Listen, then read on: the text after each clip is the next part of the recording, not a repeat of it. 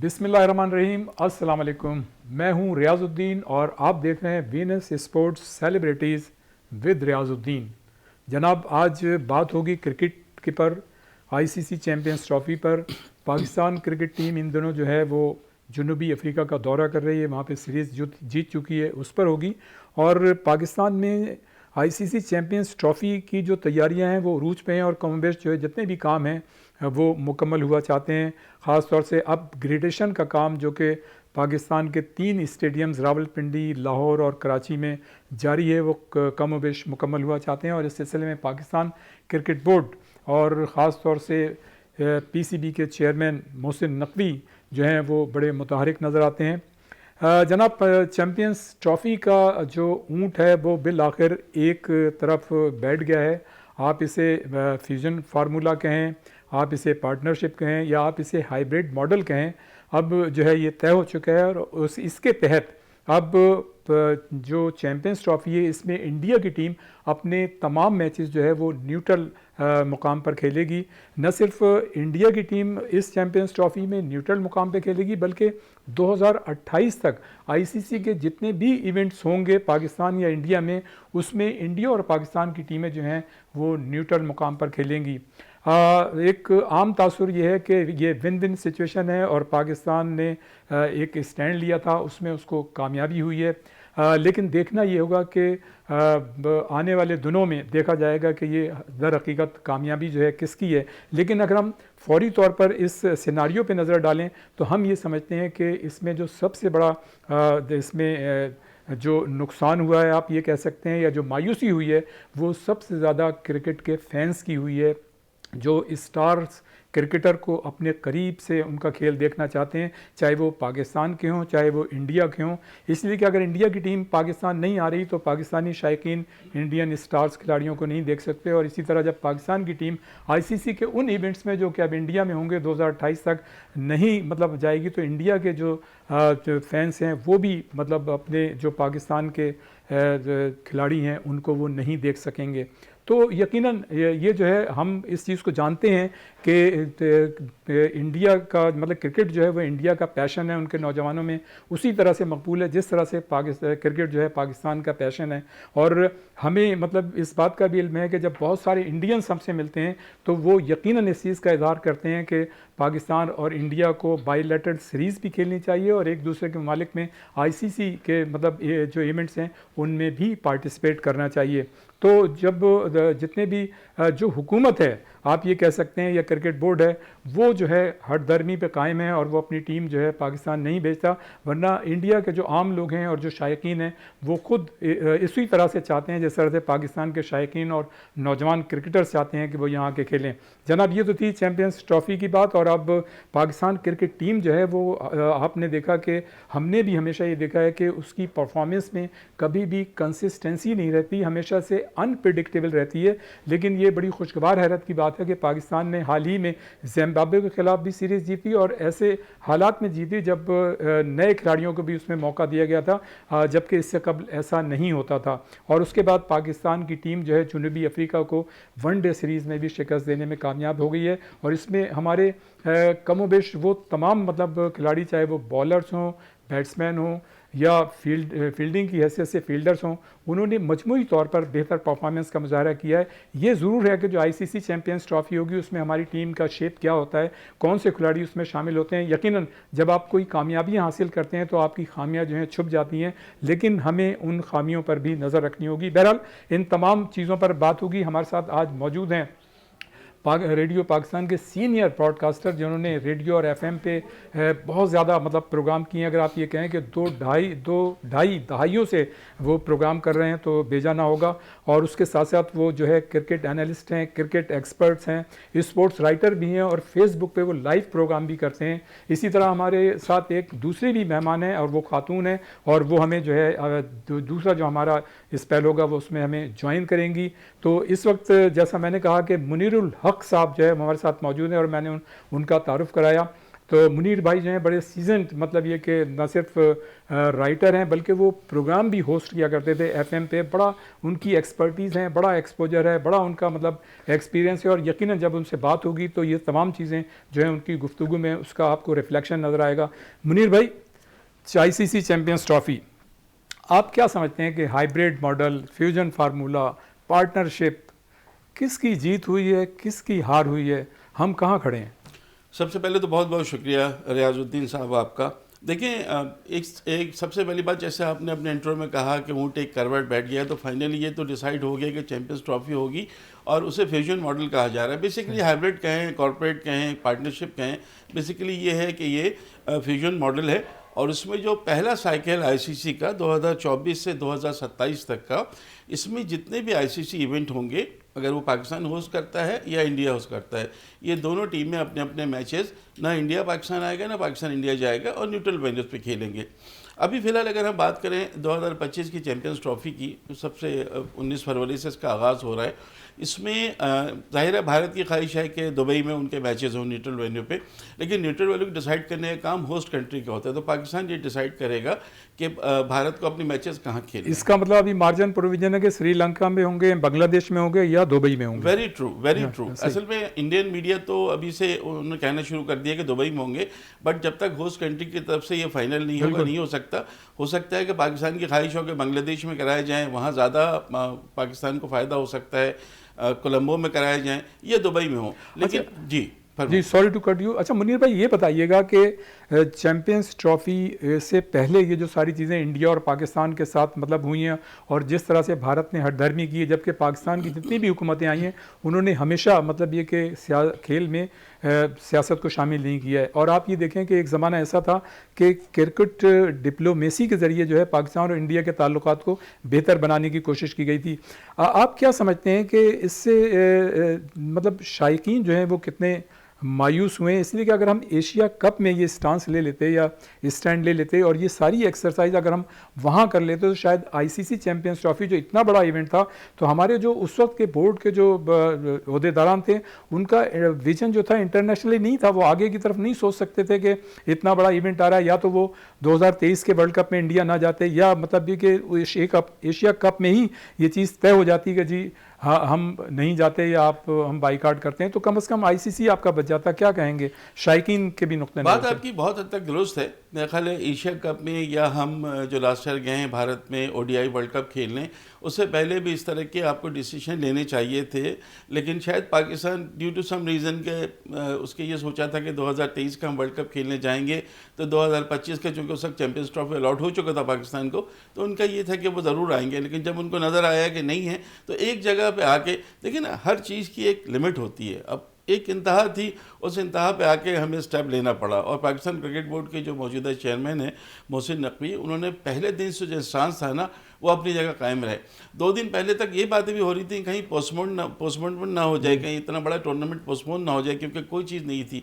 लेकिन फाइनली ये चीज़ अच्छी हुई है। जी आपकी बात बिल्कुल सही है कि मतलब बाज़ हलकों की जानिब से सियासी इख्तलाफात अपनी जगह, लेकिन बहैसियत चेयरमैन मोहसिन नकवी साहब जो बड़ा मुतारिक नज़र आते हैं, बहुत मुतारिक नज़र आते हैं। लेकिन जो सबसे इंपॉर्टेंट चीज़ है ना, अपने सांस पर कायम रहे।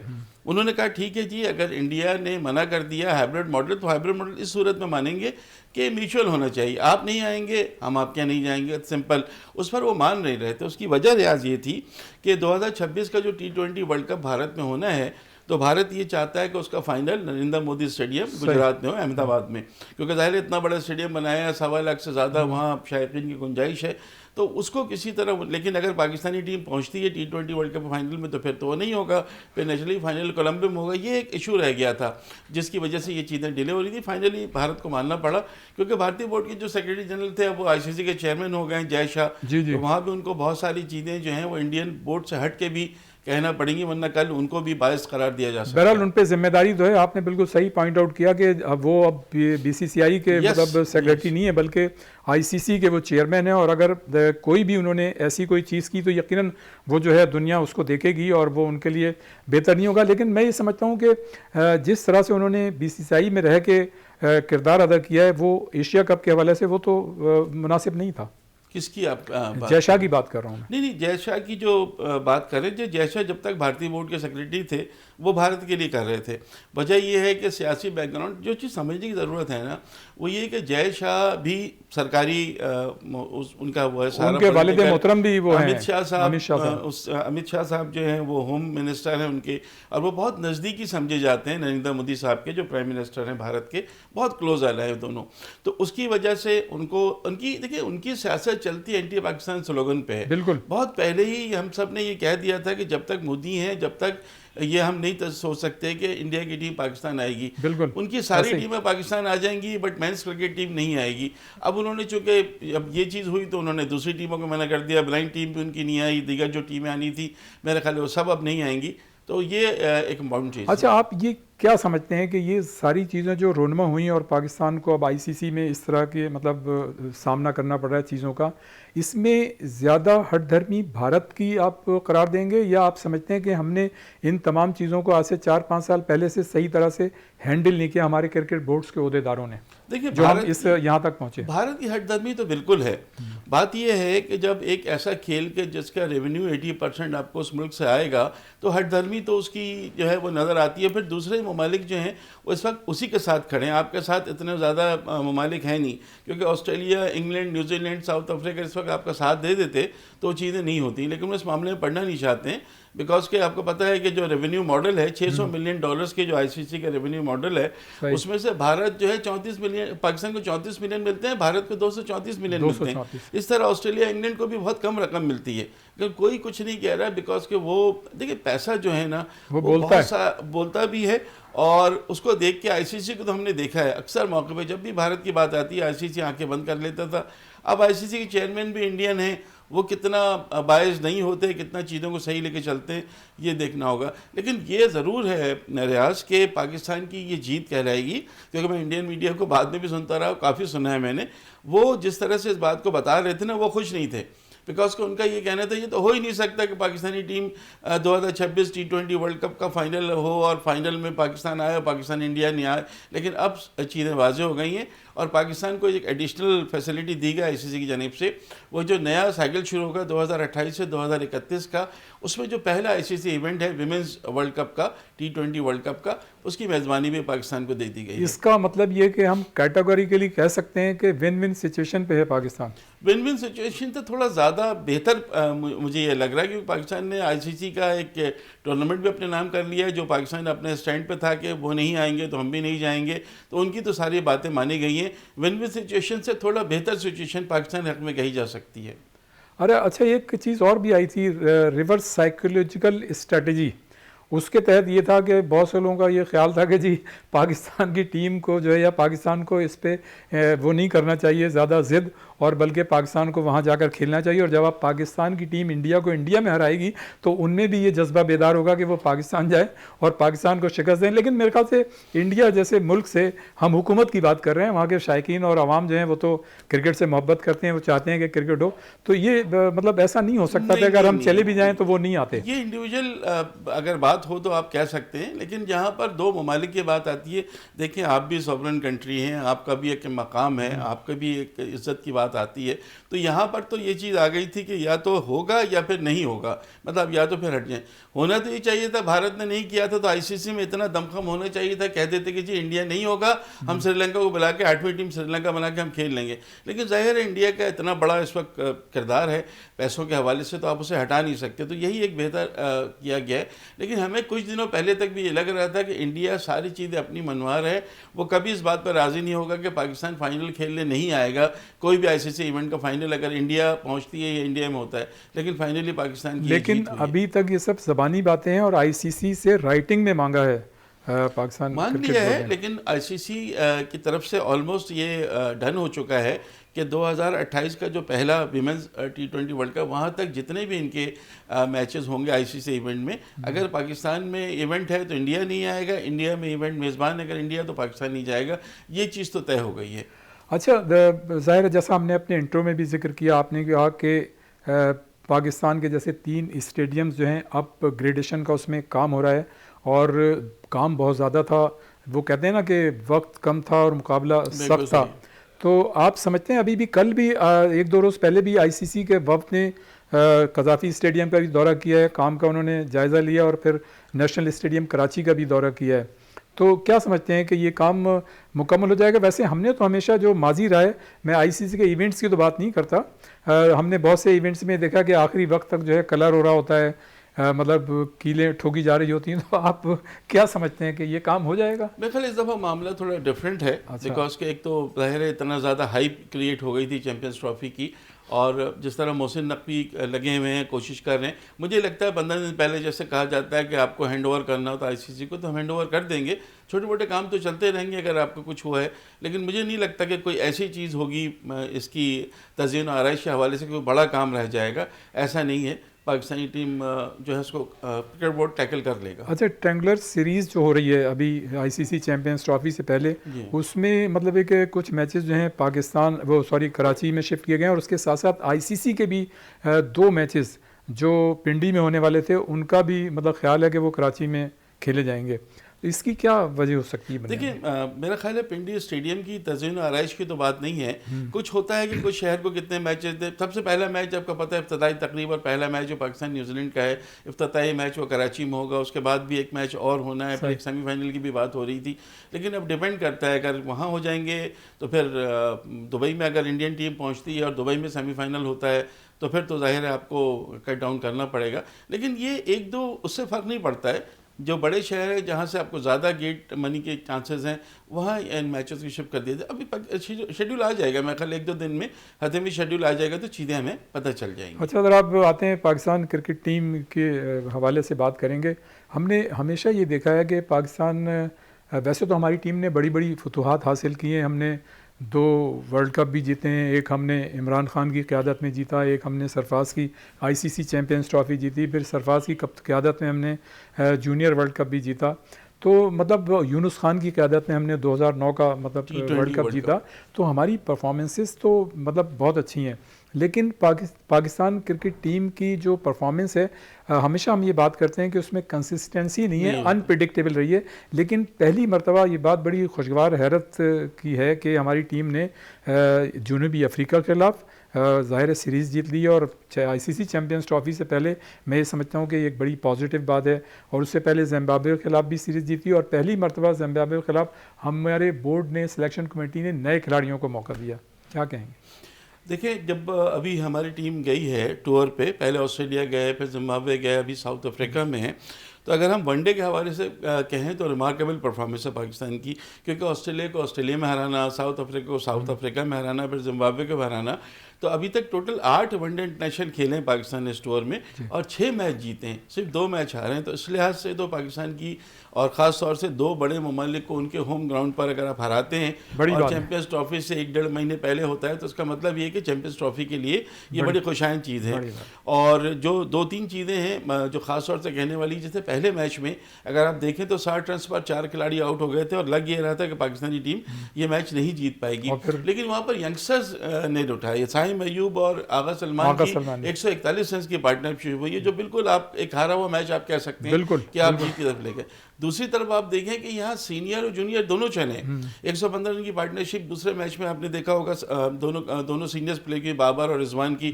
उसके अलावा 2-3 पार्टनरशिप 50-48 की भी हुई हैं, जो कामरान गुलाम और वो कामरान गुलाम देखें, कामरान गुलाम बहुत बड़ा टैलेंट है।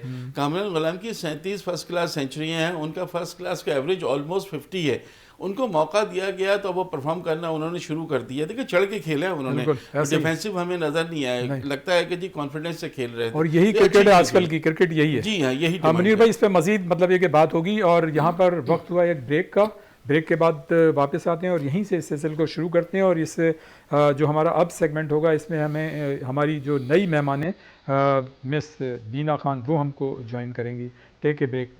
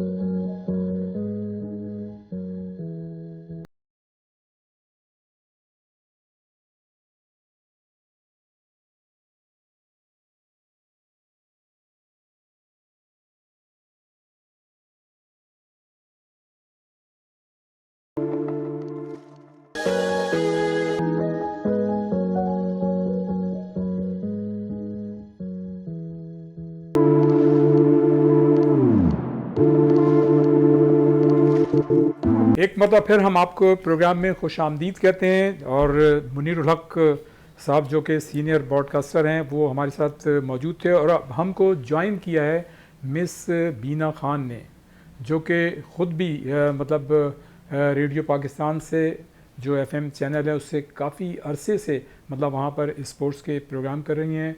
और YouTube पे मतलब मुख्तलिफ़ चैनल्स हैं, उसमें वो प्रोग्राम्स को होस्ट भी करती रही हैं, उसकी एंकर हैं, और बड़ी मतलब एक सीजन मतलब एंकर हैं वो। और उसके साथ साथ हमने ये देखा, मैं भी कई मरतबा इनके प्रोग्राम में जा चुका हूँ, जो प्रोफेशनल अप्रोच जो लोग रखते हैं, मैं समझता हूँ इनके कंटेंट जो हैं बड़े ज़बरदस्त हुआ करते हैं इनके प्रोग्राम्स के। और अब तो ये मल्टी डायमेंशनल पर्सनालिटी का रूप इख्तियार कर रही हैं, और अब ये प्रोड्यूसर की हैसियत से भी सामने आ रही हैं, ड्रामा भी मतलब ये प्रोड्यूस करने वाली हैं। तो बीना खान, हम आपको खुशामदीद कहते हैं। कैसी हैं आप? अस्सलाम वालेकुम। सबसे पहले आपको और तमाम देखने वालों को अल्हम्दुलिल्लाह ठीक ठाक हूँ, और thank you so much. Very good. और आपने तो ज़्यादा ही तारीफ कर दी। आज हमारे साथ ये प्रोग्राम जो है हमारा बड़ा स्पेशल है। आज 2 सीनियर ब्रॉडकास्टर्स जो हैं हमारे साथ मौजूद हैं। और रेडियो पर जो होता है वो तो तरबियत गाह होती है, और जो लोग उससे निकल के आते हैं और ख़ास तौर से स्पोर्ट्स के प्रोग्राम में, तो वो तो उनकी तो मतलब कोई कमाली नहीं होता। जैसे कि मुनीर भाई, आप देखें कि तकरीबन मेरे ख्याल से 30 साल का, मोर देन 30 ईयर्स का तजुर्बा है, और स्पोर्ट्स के प्रोग्राम जब से करते हुए आ रहे हैं। और मैं समझता हूँ कि पाकिस्तान के जो नौजवानों की जो अक्सरियत है वो मुनीर भाई को भी और आपको भी यकीनन वो सुनते होंगे, और ज़ाहिर है इस प्रोग्राम के ज़रिए देखेंगे भी। मुनीर भाई तो वैसे ही माशाल्लाह मुख्तलिफ़ चैनल्स पे आते जाते रहे। बीना, ये बताइएगा कि हम काफ़ी अरसे से मतलब YouTube चैनल पे भी आपको देख रहे हैं, FM रेडियो पे भी आप प्रोग्राम करते रही हैं, बड़ा अच्छी तरीके से होस्ट करती हैं, एंकर हैं, अब ड्रामा में भी आ रही हैं। कहाँ से आपने मतलब ये कैरियर शुरू किया और यहाँ तक कामयाबी के साथ अब पहुँची हैं? कैरियर वैसे मैंने रेडियो पाकिस्तान से स्टार्ट किया, मेरी पहली तरबियत गाह वही है। और मैं प्राउड महसूस करती हूँ जब भी मैं लोगों को बताती हूँ कि मेरा ताल्लुक़ रेडियो पाकिस्तान से है, और लास्ट 11 ईयर से मैं एसोसिएट हूँ रेडियो पाकिस्तान से, और वहीं से सीखा है सब कुछ, तो सफ़र वहीं से शुरू हुआ। Very good. तो इसमें कहाँ कहाँ मतलब है कि आपको मुश्किलात का सामना करना पड़ा, कहाँ ऐसा आपने महसूस किया कि मैं अब कामयाबियों की बुलंदियों पर जा सकूंगी? नहीं नहीं, ऐसा तो अभी तक महसूस नहीं किया। सिर्फ एफर्ट्स पे मैं बिलीव रखती हूँ कि हमेशा कोशिश करते रहना चाहिए। आप ज़िंदगी में कोई भी काम कर रहे हैं, सिर्फ रेडियो की बात नहीं कर रही मैं, स्पोर्ट्स हो, रेडियो हो, टीवी हो, एक्टर हो, डायरेक्टर हो, जो भी हो, ट्राई ट्राई एंड ट्राई। क्योंकि जी मेरा ये बिलीव है और मैं यही मेरा फार्मूला भी है। तो मैं ये नहीं कहती मैं किसी भी चीज़ में बहुत एक्सपर्ट हूँ, ऐसा नहीं है। हम सीख रहे हैं और आगे भी हमें और सीखना है इंशाअल्लाह ताला। अच्छा, आपने देखा कि अभी पिछले दिनों ज़ाहिर है आपका स्पोर्ट्स से ताल्लुक़ है, एंकर हैं, आप होस्ट कर रही हैं प्रोग्राम्स को और स्पोर्ट्स के भी प्रोग्राम्स कर रही हैं काफ़ी सालों से। आईसीसी चैंपियंस ट्रॉफ़ी जो हमने देखा एक बर्निंग इशू बना हुआ था और एक दो रोज़ पहले ही उसका मतलब सेटलमेंट हुआ है। वो हाइब्रिड मॉडल कह लें आप उसको, फ्यूजन फार्मूला कह लें, पार्टनरशिप कह लें, कुछ भी कह लें, तो आप इसको किस, अभी मुनीर भाई से हमारी बड़ी तफसीली बात हुई है, आप इसको किस नज़र से देखती हैं जो अब ये सेटलमेंट हुआ और जिस मतलब ये कि हम कैफियत से गुजर के यहाँ तक पहुँचे? सबसे पहले तो शुक्र है अल्हम्दुलिल्लाह कि हो रही है चैंपियंस ट्रॉफी 2025, क्योंकि ऐसा भी सुनने में आ रहा था, बहुत ज़्यादा कशमकश थी, ख़ास करके जो लवर्स हैं क्रिकेट से, जो बहुत प्यार करते हैं, उनको ये था कि होगी नहीं होगी, होगी नहीं होगी। फाइनली हम इस चीज़ से निकल के बाहर आए। तो अल्हम्दुलिल्लाह हो रही है और पाकिस्तान में ही हो रही है। और बात अगर मैं इंडिया की करूं तो इंडिया माजी में भी इस तरह की हटदर्मी कई दफ़ा कई मकामात पर शो कर चुका है और वो अभी भी वैसा ही है, कोई तब्दीली नहीं है। अच्छा, ये बताइए कि पाकिस्तान ख़वातीन क्रिकेट टीम जो है, जो उसकी अभी तक परफॉर्मेंसेस रही हैं, उनको किस तरह से देखती हैं? इसलिए कि पाकिस्तान की टीम जो है, अभी मैं देख रहा था कि 34 मैचेस हुए, उसमें से 8 मैचेस जीती है और 15 में उसको शिकस्त हुई है। तो आप भी खातून हैं, बड़ी गहरी नज़र है आपकी, क्या कहेंगी? पाकिस्तान में अभी भी मैं कहती हूँ कि ख़वातीन को वो सहूलियात नहीं हैं। स्पोर्ट्स के हवाले से मैं बात कर रही हूँ और घर की सतह पर भी, सिर्फ बाहर की सतह पर मैं बात नहीं कर रही, घरेलू सतह पर भी आज भी पेरेंट्स जो हैं वो इतने कॉन्फिडेंट नहीं हैं कि उनको अपनी बेटी को एक हॉकी प्लेयर बनाना है कि क्रिकेटर बनाना है, वो उस पर अभी भी कॉन्फिडेंट नहीं है। इवन कि बच्चियाँ भी कॉन्फिडेंट नहीं हैं और शायद रीज़न कहीं ना कहीं ये है कि हुकूमती सतह पर इस पर इतनी सहूलियात अभी भी नहीं है। कॉलेज में, यूनिवर्सिटी में जिस लेवल पे काम होना चाहिए, स्पोर्ट्स फैक्टर की मैं बात कर रही हूँ, वो नहीं हो रहा। तो अभी हम बहुत पीछे हैं और वही आप अंडर 19 अभी एशिया कप भी देख ही रहे हैं कि पहले भारत से शिकस्त, फिर नेपाल से शिकस्त, तो वही चीज़ इफेक्ट वही नज़र आ रहा है, रिजल्ट आपको वही नज़र आ रहा है जो है। अच्छा मुनीर भाई, वापस आते हैं उसी तरफ जहाँ से हमारा सिलसिला मुनक़ता हुआ था, जो आप बात कर रहे थे कि ऑस्ट्रेलिया में हम जीते, उसके बाद जिम्बाब्वे के खिलाफ जीते और फिर जनूबी अफ्रीका के खिलाफ हम वनडे सीरीज़ जीत गए। लेकिन आप क्या समझते हैं कि नो डाउट कि पाकिस्तान की टीम की जो है परफॉर्मेंसेस अच्छी हैं, लेकिन जब आप अच्छी परफॉर्मेंस देते हैं, कामयाबी हासिल करते हैं, तो बहुत सी ऐसी खामियां होती हैं जो होती तो बड़ी हैं लेकिन कामयाबी के पीछे वो छुप जाती हैं। और आईसीसी चैंपियंस ट्रॉफ़ी चूँकि पाकिस्तान में हो रही है, पाकिस्तान उसका मेज़बान है, पाकिस्तान पर बड़ी जिम्मेदारी आयद होती है कि जब आप अपने लोगों के दरमियान खेल रहे होंगे तो परफॉर्मेंसेस का ज़ाहिर है देने का आप पर एक प्रेशर भी होता है। आप क्या समझते हैं कि अभी इन मतलब कामयाबियों के बावजूद आप क्या समझते हैं कि कहाँ कहाँ हमें खामियां हैं, चाहे वो बैटिंग साइड पे देख लें, बॉलिंग साइड पे देख लें, फील्डिंग साइड पे देख लें, स्पिन के शोबे में देख लें, क्या कहेंगे? जी रियाज, सबसे पहले तो अगर हम वनडे की बात कर रहे हैं तो इसमें तो परफॉर्मेंस हमारी बहुत अच्छी है, लेकिन अगर यही T20 सीरीज़ जो हमने 3 खेली है ना, वहाँ भी 8 मैचेस हुए हैं तीनों टीमों से, एक वॉश आउट हो गए, तो वहाँ हम 6 मैच हार गए थे। एंटायरली बिल्कुल डिफरेंट परफॉर्मेंस। यहाँ हम 6 जीते हैं, 2 हारे हैं। वनडे में T20 में हम 6 हारे हैं और 2 जीते हैं। तो वो T20 में तो बहुत सारी अभी खामियाँ हैं जो निकालनी है, लेकिन वनडे में चूँकि हम सोच के ये कहते हैं कि शायद ऑस्ट्रेलिया में तो हम नहीं जीत सकेंगे, लेकिन हारिस रऊफ का ज़बरदस्त कमबैक देखा हमने, बड़ी अच्छी उनकी बॉलिंग रही। यहाँ कल हमने देखा कि शाहीन, परसों जो मैच था, शाहीन का जो है वो 4 फॉर उन्होंने लिया, तो 8-10 मैचों के बाद वो 4 विकेटें लेने में कामयाब हुए हैं। उनका रिदम उनका वापस आ रहा है, जो अच्छी चीज़ है पाकिस्तान क्रिकेट के लिए। खामियां हैं, देखिए एक तो अभी हमें ये देखना है कि फ़खर जमान आते हैं या नहीं आते, उनका आना बहुत ज़रूरी है, बिकॉज क्या एक एक्स फैक्टर है जी, वो। मैं भी सवाल करने जी, वाला था उनके फखर मुताबिक। जमान को, मेरे ख्याल है मोहसिन नकवी साहब को जो भी उनका ट्वीट था उस पर जितनी उनको सज़ा मिलनी थी वो मिल चुकी है, उनको अब ले आना चाहिए टीम हाँ, में। मतलब ये कि क्योंकि बाबर आजम की मोहब्बत में ट्वीट किया था हाँ, उन्होंने। बाबर आजम मोहब्बत में ट्वीट किया था जो उनको बहुत महंगा पड़ गया। और मुझे ये उम्मीद थी कि साउथ अफ्रीका कभी का कभी जो मोहब्बत जो है महंगी हो जाती है। महंगी हो जाती है, बिल्कुल सही कह रहे हैं। साउथ अफ्रीका टूर में हमें उम्मीद थी कि आ जाएंगे, लेकिन लगता है कि अभी भी थोड़ी नाराज़गी है। तो बहरहाल अगर वो ख़त्म हो जाए तो एक तो उनका आना बहुत अच्छा हो जाएगा, साइम अयूब और मिल जाएंगे फ़खर, तो जो पावर प्ले है उसका बड़ा ज़बरदस्त इस्तेमाल पाकिस्तान कर सकता है। फिर बाबर, रिजवान, सलमान आगा, ये सारे प्लेयर ऐसे हैं जो अच्छा खेल के अच्छा स्कोर आप कर सकते हैं। खामियां जो आपने देखी ना, खामियां आपको देखना है, एक तो खिलाड़ियों की फिटनेस का प्रॉब्लम ना हो जाए। शाहीन और नसीम दोनों के फिटनेस का प्रॉब्लम चलता रहता है, उनकी स्पीड किसी की कम हो जाती है, किसी की लेकिन लाइनों में मुनीर खराब भाई, सॉरी टू कट यू, हमने हमेशा ये देखा है कि अगर आप इंटरनेशनल मेयार को देखें फिटनेस के, तो हमारे खिलाड़ी उस मेयार पर पूरा नहीं उतरते। इसमें इंडिविजुअल रिस्पॉन्सिबिलिटी का भी बड़ा दखल होता है। नहीं, बिल्कुल सही है। और बहुत से खिलाड़ी ऐसे हैं जिनकी अभी भी क्वेश्चन मार्क है, अगर आप उनको देखें। अबरार की फिटनेस का भी बहुत इशू रहता है। हारिस हालांकि वो रऊफ एक स्पिन ज़माने में बड़े लंबा बॉलर हैं। मतलब हुए। हाँ, बिल्कुल शाहीन आपने सही आफरीदी, कहा। शाहीन आफरीदी की इंजरी, नसीम शाह की इंजरी, वो कई जगह नहीं खेल पाए वो। उन सब चीज़ों को तो हमें देखना होगा। लेकिन जो सबसे ज़रूरी चीज़ है ना, अभी भी पाकिस्तान को मिडिल ऑर्डर में एक ऐसे ऑलराउंडर की ज़रूरत है जो बड़े जानियाना अंदाज से खेलता हो। वो आप और टीमों में देख लें, आप इधर डेविड मिलर को देख लें, उधर आप हार्दिक पांड्या को देख लें। ऑस्ट्रेलिया में अब आपको ओपनर भी मिलेंगे, मिडिल ऑर्डर में तेज़ रफ्तार खेलने वाले मिलेंगे, हर तरफ हैं। उस तरह का एक प्लेयर हो, बहुत अच्छी परफॉर्मेंस दे रहे हैं इरफान खान नियाजी, बहुत अच्छा पोटेंशियल में कोई शक नहीं है। थोड़ा सा ये और अगर ग्रूम होते हैं तो ये पाकिस्तान के लिए बहुत अच्छा रहेगा। खामियां ज़रा सी कम नज़र आई हैं हमें, क्योंकि जाहिर है जीते हैं और बड़ी टीमों के खिलाफ उनके होम ग्राउंड पर जीते हैं, इसलिए इसको थोड़ा हमें सेलिब्रेट अच्छा ये बताइएगा कि साजिद खान को ड्रॉप करना पाकिस्तान क्रिकेट बोर्ड की सिलेक्शन कमेटी की स्ट्रेटेजी है, या आप समझते हैं कि उनके साथ नाइंसाफ़ी हुई है? साजिद खान थोड़ा सा मैं कहता हूँ हार्ड लक उनकी रही, बिकॉज के अगर उनको लेते तो फिर शायद नोमान अली को ड्रॉप करना पड़ता।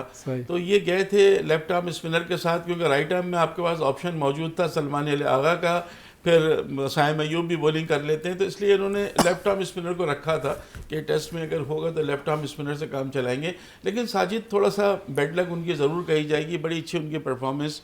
और जिस तरह से उन्होंने इंग्लैंड के खिलाफ इसको किया या बांग्लादेश में हमें जितवाया था, बहुत अच्छी कारकर्दगी रही थी। यहाँ चूँकि फास्ट बॉलर्स को ज़्यादा मिलती हैं मराहत, यहाँ पर जो है फास्ट बॉलर ज़्यादा कामयाब रहते हैं, कहने का मकसद ये, तो इस वजह से शायद एक स्पिनर पर उन्होंने रिलाई किया। अब या तो राइट आर्म ऑफ स्पिनर रखते या लेफ्ट आर्म लेग स्पिनर, तो लेफ्ट आर्म लेग स्पिनर की तरफ गए। बट साजिद को भी रख सकते थे, ऐसा इशू नहीं था। जो कह रहे हैं कि साजिद को नहीं रखा गया, मेरे ख्याल है उनका कहना भी जायज़ है। आपका कहने का मतलब है ये सिलेक्शन कमेटी की सही स्ट्रैटेजी है? नहीं, स्ट्रेटजी मैंने आपसे कहा ना कि दोनों को शामिल करना मतलब है कि फास्ट बॉलर्स आपको ड्रॉप करना पड़ते हैं। फास्ट बॉलर जो है वहाँ पर ज़्यादा इसका मतलब है कि नज़रिए ज़रूरत के तहत किया गया। नजर ज़रूरत क्या है ना, जाहिर है अब जब भी पाकिस्तान में सीरीज़ होगी और विकेटें मिलेंगी तो ये दोनों आपको अभी भी नजर आएंगे पाकिस्तान में, बिकॉज के बिल्कुल टर्न अराउंड कर दी ना एक चीज़ को। आप हारते चले जा रहे हैं, हारते चले जा रहे हैं, 800 रन बन रहे हैं आपके खिलाफ, आपको इनिंग्स से शिकस्त हो रही है, वहाँ से इंग्लैंड जैसी टीम से दोनों मैच जीत लेना और सीरीज़ जीत लेना, तो बिल्कुल। जब बीना ये बताइएगा कि हमारी जो पाकिस्तान क्रिकेट टीम है, और किसी भी कोई भी टीम होती है उसमें कप्तान का किरदार बड़ा अहम होता है, ठीक है ना? अगर आप अब्दुल हफीज़ कारदार को देखें, फिर उसके बाद मुश्ताक मोहम्मद को देखें, इमरान खान को देखें, फिर आप सरफराज अहमद की अगर आप बात करें, जावेद नियादाद की बात करें, तो इनके जिनके मैंने नाम लिए इनको, और जो अब हालिया सालों में हमारे कप्तान आए जैसे बाबर आजम आए, फिर उसके बाद शान मसूद हैं, अब रिजवान हैं, किस तरह से इनका कंपैरिजन करेंगे आप? देखिए, कैप्टन जो होता है ना वो लीड कर रहा होता है, उसको सबको लेके चलना होता है, ठीक है। और कैप्टन का हेड स्ट्रांग होना बहुत ज़रूरी है। मेरे ख्याल से एक कप्तान में काबिलियत अपनी जगह और उसका हेड स्ट्रांग होना अपनी जगह। हेड स्ट्रांग मींस के कॉन्फिडेंट हो इतना कि हर हालात जैसे भी हों ग्राउंड में उसे उन सबको कंट्रोल करना आता हो। जैसे कुछ कैप्टन, मैंने नाम में नहीं लूंगी, ऐसे भी देखे हैं, रोहित शर्मा हैं जी, ये बहुत कॉन्फिडेंट है, हालात कितने भी ख़राब हों एक कप्तान का कॉन्फिडेंट होना बहुत ज़रूरी है और हेड स्ट्रांग होना बहुत ज़रूरी है। ये नहीं कि पैनिक हो जाए, यानी कि अगर आप हेड स्ट्रांग नहीं है आप तभी पैनिक होते हैं। तो कप्तान का मेरे ख्याल में जो आप जितने भी नाम ले रहे हैं, इमरान खान का अगर मैं बात करूं, मेरे फेवरेट कैप्टन हैं वो रहे हैं, तो उनमें क्या था, देखिए काबिलियत तो अभी भी कम, पाकिस्तान में कभी भी टैलेंट की कमी नहीं रही है, ना माजी में थी ना अब है, अब भी हमारे पास बहुत अच्छे टैलेंट मौजूद हैं। रिजवान मुझे बहुत पसंद है पर्सनली, और बाबर आजम भी मुझे बहुत पसंद है, लेकिन हेड स्ट्रांग होना, कोई भी कप्तान हो। जावेद मियांदाद की बात, मुश्ताक मोहम्मद, जावेद मियांदाद साहब अच्छे प्लेयर थे, लेकिन एज ए कैप्टन देखिए हर किसी की अपनी पसंद होती है, माजरत के साथ मियांदाद साहब मेरे फेवरेट वन है, लेकिन एज ए कैप्टन वो मतलब मुझे इतने एज ए कैप्टन मुझे बहुत पसंद है, माजरत के साथ। उनका छक्का तो याद होगा ना आपको, बिल्कुल दुबई याद में है, लगाया था क्यों नहीं याद तौसीफ है। अहमद के उन्होंने साथ। बहुत, ये सिर्फ नहीं, उन्होंने बहुत सारे मैचेस हमें जितवाए और हमारा फख्र है पाकिस्तान का जावेद मियांदाद। लेकिन मैं यहाँ पे बात कर रही हूँ कप्तान की, कि कौन सा कप्तान मतलब अच्छा, लेकिन एक चीज़ है कि देखें, जो कप्तान अच्छा होता है ना, तो उसमें इतनी कैपेबिलिटी होती है, इतना मतलब उसके डिसीजंस इतने जी, इंटेलिजेंट होते हैं कि strong। फिर खिलाड़ी भी सपोर्ट करते हैं। एग्जैक्टली ऐसा ही है। और पूरे टीम को लेके चलना, ग्राउंड में यूनिटी का होना भी एक कप्तान के हाथ में होता है। अगर कप्तान स्ट्रांग नहीं होगा तो देखिए यूनिटी ग्राउंड में आपको नजर नहीं आएगी। तो ये अच्छा, भी खवातीन कप्तानों की बात करते हैं। देखें, चलो। सना मीर, जी, सना मीर, बिस्मा मारूफ, बिल्कुल ठीक है, उसके बाद आपकी निदा डार, डार। और फिर आप फातिमा सना, किस तरह से कंपैरिजन करें? देखिए जिनकी भी आपने नाम लिए माशाल्लाह माशाल्लाह, सब अपनी अपनी इनकी पर्सनल एक पर्सनालिटी है, एक किरदार है और एक काबिलियत है, ठीक है। आप मेरा नहीं ख्याल के कंपेयर, अगर आप यहाँ पे भी कैप्टनसी में ही बात कर रही हैं, तो मुझे पर्सनली तौर पे जो है वो निदा डार एज ए कैप्टन मैं बात कर रही हूँ। ये नहीं कह रही कि फातिमा अच्छे प्लेयर नहीं है या सना अच्छी प्लेयर नहीं है, यहाँ पे मैं बात कर रही हूँ कप्तान इनमें से कौन मुझे जो लगता है कि हाँ कप्तान को दिखना चाहिए ना, कि उसकी बॉडी लैंग्वेज क्या है, बॉडी लैंग्वेज क्या है, स्ट्रांग कितना है, कॉन्फिडेंट कितना है, और प्लेयर्स को लेकर के चलना। तो मेरा निदा डार। चलें जी, बिल्कुल। यहाँ पर वक्त हुआ एक ब्रेक का, और ब्रेक के बाद फ़ौरन वापस आते हैं और इस प्रोग्राम को यहीं से दोबारा शुरू करते हैं। हमारे साथ मौजूद हैं मुनीरुल हक और बीना खान।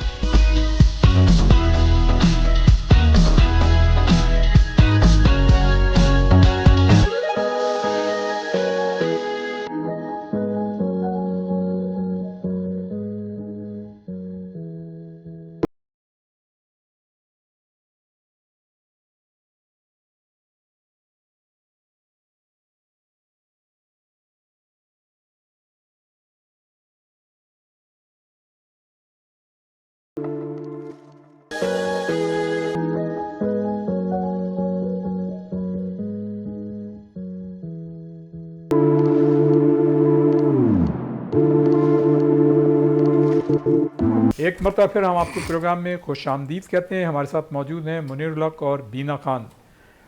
मुनीर भाई, ये बताइएगा, जो अभी बात हो रही थी ब्रेक से पहले कि कप्तान का इंटेलिजेंट होना और टाइमली डिसीजन देना जो है वो बड़ा अहम होता है, और हमने ऑस्ट्रेलिया कप्तान पैट कमिंस को देखा, रोहित शर्मा को देखा, और भी एक दो कप्तान हैं, केन विलियमसन हैं, उनको हमने देखा। बड़े मतलब स्मार्ट डिसीजंस होते हैं उनके, और बड़ा इंटेलिजेंट मतलब मूव करते हैं, और प्लेयर्स भी उनको जो है फिर रिस्पॉन्ड करते हैं सही तरह से। क्या कहेंगे? देखिए, कप्तान बहुत ज़रूरी नहीं है कि कोई बहुत अच्छा प्लेयर भी हो। अगर आपको याद हो, इंग्लैंड के एक साबिक कप्तान थे माइक ब्रेयरले, इंटेलिजेंट कप्तान, दुनिया के बेहतरीन इंटेलिजेंट कप्तानों में उनका शुमार हो। तो बहुत अच्छे प्लेयर नहीं थे, लेकिन उनको उनकी कप्तानी की वजह से टीम में रखा जाता था। आपने पैट कमिंस की बात की, पैट कमिंस को शायद कप्तान नहीं बना रहे थे, एक वक्त ये था, लेकिन उनको बना दिया गया था। तो उन्होंने फिर ICC टेस्ट चैंपियनशिप भी जितवा दी और भारत को भारत में हराकर क्रिकेट का वर्ल्ड कप भी जितवा दिया। तो 2-3 उन्होंने ऐसे काम किए। फिर यहाँ भी सीरीज़ उन्होंने अभी जो बॉर्डर गावस्कर ट्रॉफी चल रही है, तो कप्तान का आपने बिल्कुल सही कहा। देखिए शान मसूद जो है उनको क्यों कप्तान बनाया गया है, बिकॉज कि आप Babar Azam as a captain failure हो रहे थे और उनको कोई ऐसे खिलाड़ी को लाना था जिससे ड्रेसिंग रूम का माहौल भी सही रहे और जो कप्तानी की सलाहियत थोड़ी रखता है। इंग्लिश काउंटी में हमने देखा इनको कप्तानी करते हुए, इनकी परफॉर्मेंस को देखते हुए। हालांकि 6 लगातार टेस्ट हारने के बाद ये टेस्ट मैच जीतना, उनको अगर इनके ऊपर कॉन्फिडेंस रखा गया, देखा गया। आपका बिल्कुल कहना सही है कि कप्तान जो है वो बहुत इंपॉर्टेंट, उसका एक डिसीजन जो है ना, किस मौके पर किस बॉलर को इस्तेमाल करना है, किस फील्ड पोजीशन में हटा के दूसरी फील्ड पोजीशन रखनी है, कहाँ पे क्या, यही चीज़ें हैं जो आपको मैच जितवा देती हैं।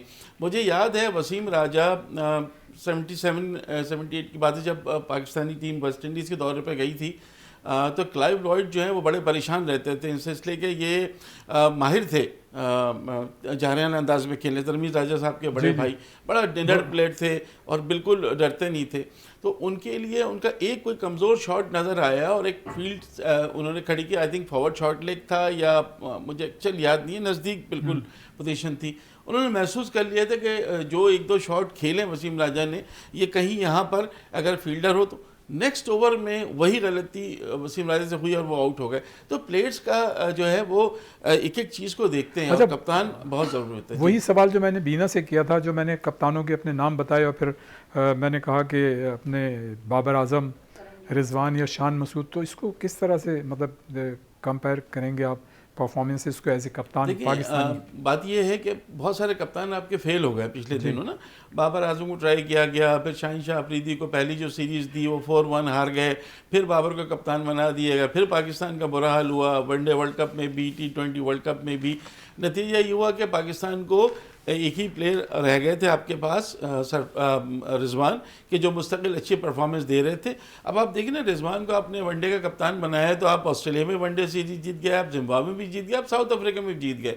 इसका मतलब है कि कहीं ना कहीं रिजवान की कप्तानी से आपको फ़ायदा हो रहा है। अच्छा, अभी ऑस्ट्रेलिया में ज़ाहिर है भारत की टीम खेल रही है, 3 टेस्ट हुए, दोनों ने एक टेस्ट जीता है। जी हाँ। और भारत की टीम जो है वो अगर 2 टेस्ट जीत जाती है या पाकिस्तान की टीम जो है वो जीत जाती है जनूबी अफ्रीका से, तो उनके लिए आसान हो जाएगा कि उनकी पहली पोजीशन आ जाएगी और तीसरी मरतबा वो ICC टेस्ट चैम्पियनशिप का फाइनल खेलेंगे। तो अभी बहरहाल 2 मैचेस बाकी हैं उनके, और होम कंडीशंस में तो ऑस्ट्रेलिया को शिकस्त देना मुश्किल है। क्या कहेंगे इस वक्त? देखिए रियाज, सिर्फ 3 टीमें रह गई हैं जिसमें से कोई 2 टीमें ICC वर्ल्ड टेस्ट चैम्पियनशिप का फाइनल खेलेंगी। एक भारत की टीम है जो इस वक्त 3 नंबर पर है, उससे ऊपर ऑस्ट्रेलिया की टीम है, इस वक्त सबसे टॉप पे साउथ अफ्रीका की टीम है।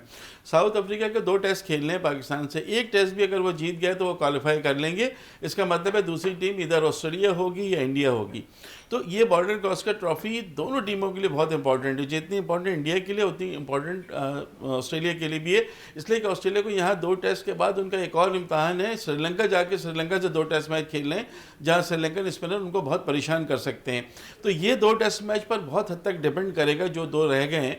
आपने सही कहा कि पहला इंडिया ने जीता, दूसरा ऑस्ट्रेलिया ने जीता, तीसरा जो है वो ऑस्ट्रेलिया की टीम बड़ी स्ट्रांग पोजीशन पे थी, लेकिन आखिर में उनकी जो 10वीं विकेट पार्टनरशिप थी वो फॉलो ऑन से बचा गई, वरना शायद ये मैच भी ऑस्ट्रेलिया का होता। लेकिन अच्छा, ये 2 मैचेस पे बहुत डिपेंड करता है। जी बीना, ये बताइएगा कि इस वक्त यूनिवर्सिटीज़ में, कॉलेजेस में आप क्या समझती हैं कि स्पोर्ट्स को वो मतलब मकाम मिल रहा है या मतलब उसको उस तरह से कंसीडर किया जाता है या नहीं किया जाता? हमने तो ज़्यादातर ये देखा है कि मुख्तलिफ तालीमी जो इदारे हैं उनमें साल में 1 मरतबा स्पोर्ट्स डे मनाते हैं। मतलब ये कि वहाँ सेलिब्रिटीज़ को जमा करते हैं, सुबह से शाम तक बच्चे धूप में खड़े होते हैं और वो ये समझते हैं कि हमने अपना काम जो है कर दिया।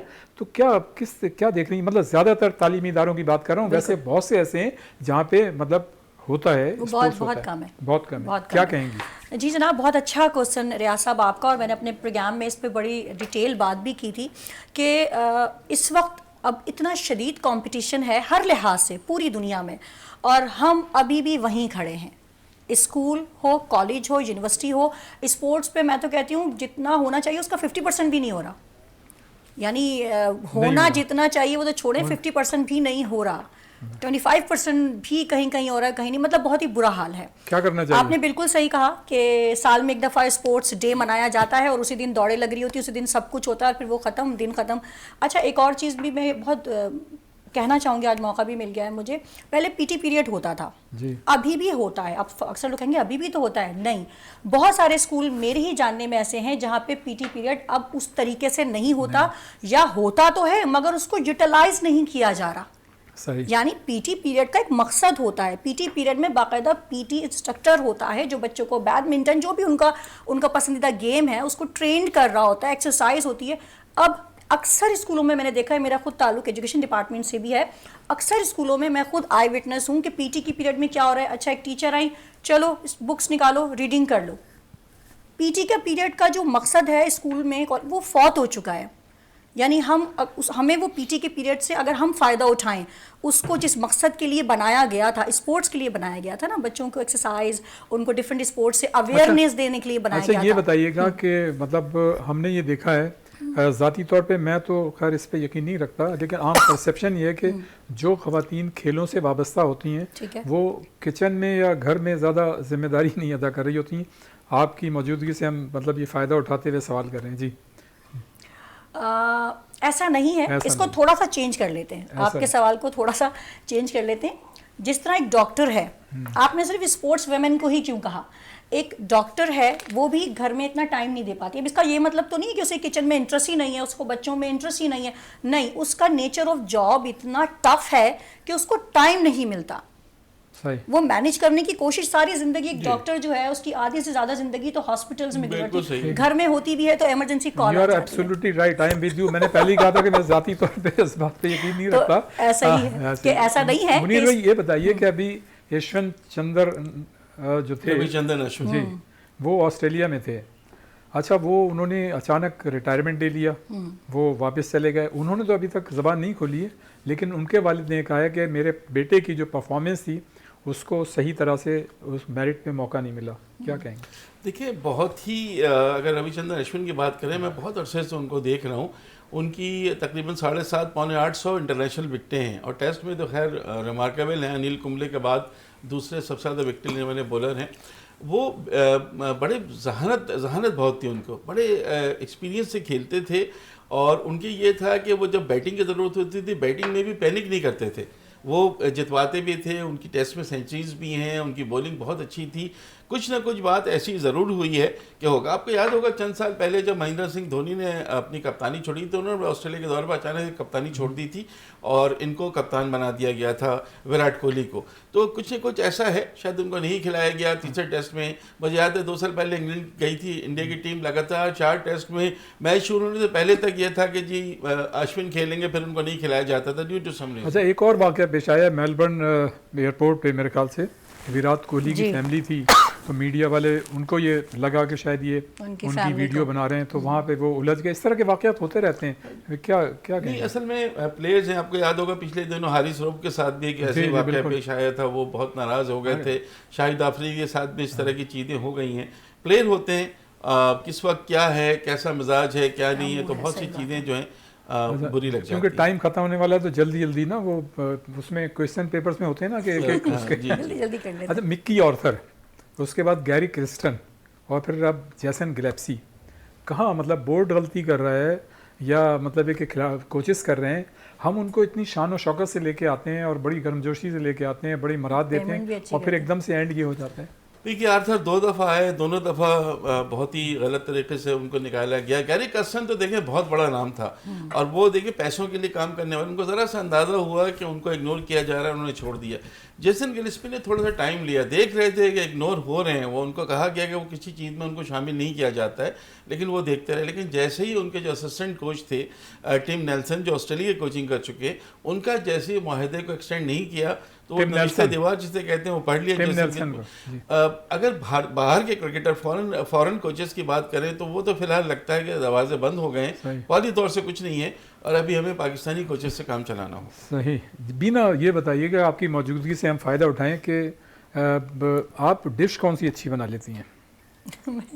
आपसे बात कर रहा हूँ, जी जी मतलब अभी किचन की बात हो रही थी ना खवातीन बिल्कुल, के हवाले बिल्कुल, से, बिल्कुल। तो उसी मैं- कंटिन्यू। हाँ, ओके ओके ओके मैं काफ़ी सारी डिशेज हैं जो अच्छी बना लेती हूँ। कटे क्योंकि मसाले हम का देखते हैं कि आप माशाल्लाह कटे प्रोग्राम मसाले कर का रही होती हैं, होस्ट हैं, एंकर हैं, इतनी ज़्यादा मतलब मसरूफियात, और फिर पता नहीं घर में टाइम मिलता नहीं मिलता, तो डिशेस वगैरह कभी अगर इत्तेफाक हुआ तो पूछ रहा हूँ मैं। कुछ चीज़ें हैं जो अच्छी बना लेती हूँ, अच्छा। बहुत सारी चीज़ें नहीं, लेकिन कुछ चीज़ें हैं जो अच्छी बना लेती हूँ, जिसमें कटे मसाले का कीमा है अच्छा, वाह, जो अच्छा बना Very good. लेती हूँ, और बना लेती हूँ। अच्छा, मीठा अच्छा बनाती हूँ, वेरी गुड, मीठे में काफ़ी सारी चीज़ें हैं जो मैं अच्छी बनाती सही। हूँ। अच्छा, देखें आप, मतलब है कि बड़ी सारी बातें हुई और अभी भी ऐसा लग रहा है कि बहुत सारी गुंजाइश है मतलब इस पे क्रिकेट पे बात करने के लिए, लेकिन ज़ाहिर है वक्त की कमी जो है आड़े आती है। मुन्नी भाई, मैंने बहुत सारे सवालात किए, आपने उनके जवाब दिए, कोई ऐसी बात जो आपके जहन में और मैं ना पूछ सकूँ, एक तो ये, दूसरे ये कि हमारे नौजवानों को आप क्या पैगाम देंगे?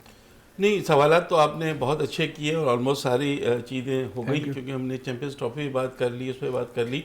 नौजवान नस्ल को हमारे हर जो भी सेलिब्रिटी आते हैं वो देखें, कट शॉट कोई चीज़ नहीं होती, शॉर्टकट नहीं है, वो पूरा आपको उसमें से गुजरना पड़ता है, वो एक आग का दरिया है और डूब के जाना है, वही बिल्कुल। वाली वो वाली चीज़ सबसे अच्छी होती है। शॉर्टकट कभी आपको नहीं देती। अगर आप किसी को चाहते हैं कि जिसने कोई 25 साल में तरक्की की है, आप 1-2 साल में कर ले, तो वक्ती तौर पर शायद कहीं आपको मिल जाएगा, लेकिन वो फिर परमानेंट चीज़ नहीं होती। सही। परमानेंट चीज़ वही होती है कि जो आप पूरे तरीके से सीखें।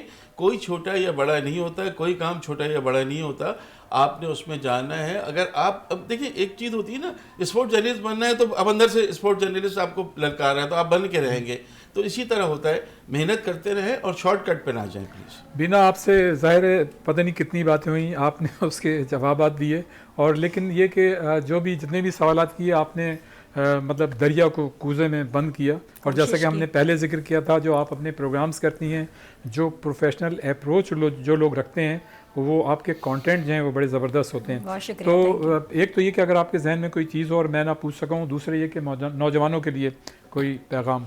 नहीं, माशाल्लाह आपने बिल्कुल जैसे इन्होंने कहा कि बहुत अच्छे आपके क्वेश्चंस थे और सभी चीज़ों को आपने अच्छे से कवर किया, हमने हर चीज़ पे बात की। और जहाँ तक मैसेज की बात है तो मैं नौजवानों को कहूँगी, मुस्तकिल मिजाजी, आप स्पोर्ट्स में हो या कुछ भी ज़िंदगी में करना चाहते हैं, अपने अंदर मुस्तकिल मिजाजी पैदा करें। मुस्तकिल मिजाजी की कमी अगर होगी तो आप किसी भी काम को पाए तकमील तक नहीं पहुंचा पाएंगे, उस अच्छे लेवल पे नहीं पहुंचा पाएंगे। और बस कोशिश कोशिश और कोशिश, यही मेरा मैसेज है। Thank you. मुनीरुल हक साहब, बहुत शुक्रिया, आप Thank you स्टूडियो very में much. तशरीफ़ लाए। बीना, आपका बहुत शुक्रिया कि Thank आप you. स्टूडियो में तशरीफ़ लेके आई। Thank you. नाज़रीन, ये था हमारा प्रोग्राम। यकीनन आपको आज की गुफ्तगू जो है पसंद आई होगी, और अगले प्रोग्राम में किसी एक नई शख्सियत या नई शख्सियात के साथ हम एक मरतबा फिर हाजिर होंगे। इस प्रोग्राम की फ़ीडबैक हमें ज़रूर दीजिएगा। इसके साथ ही रियाज़ुद्दीन आपसे इजाज़त चाहता है। अल्लाह हाफिज़।